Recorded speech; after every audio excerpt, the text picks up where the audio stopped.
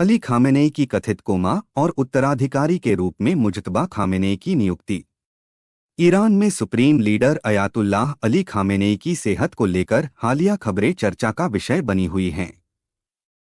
Reports के मुताबिक 85 वर्षीय खामेनेई कोमा में हैं और उनके बेटे मुज्तबा खामेनेई को उत्तराधिकारी चुना गया है।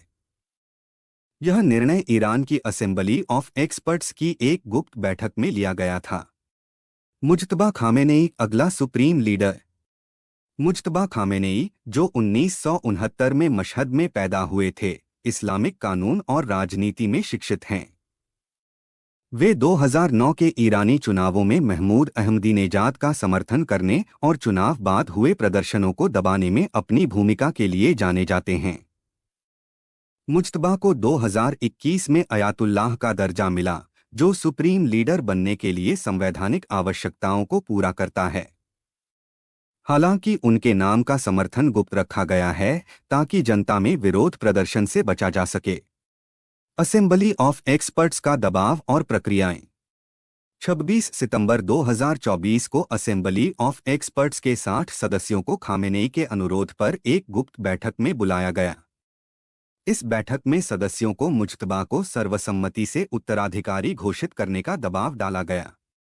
रिपोर्ट्स में आरोप लगाया गया है कि सदस्यों को धमकियां दी गईं कि यदि इस निर्णय को सार्वजनिक किया गया तो गंभीर परिणाम होंगे। क्षेत्रीय और वैश्विक प्रभाव। ईरान की राजनीति में यह बदलाव केवल आंतरिक स्तर तक सीमित नहीं है।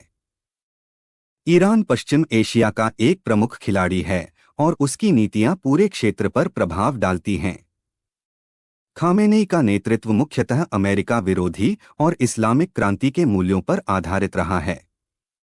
यदि मुज्तबा सत्ता संभालते हैं तो यह देखना महत्वपूर्ण होगा कि वे अपने पिता की कठोर नीतियों को जारी रखते हैं या इसमें बदलाव लाते हैं। राजनीति और सत्ता का केंद्रीकरण।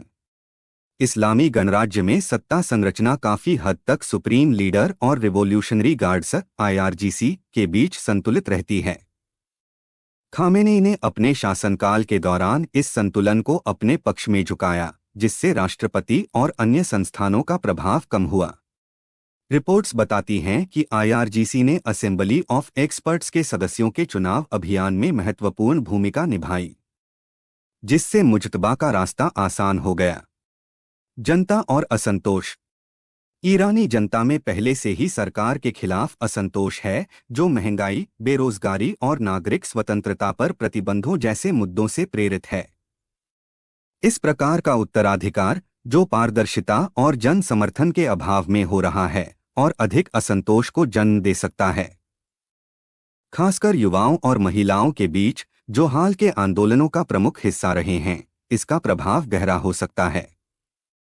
निष्कर्ष।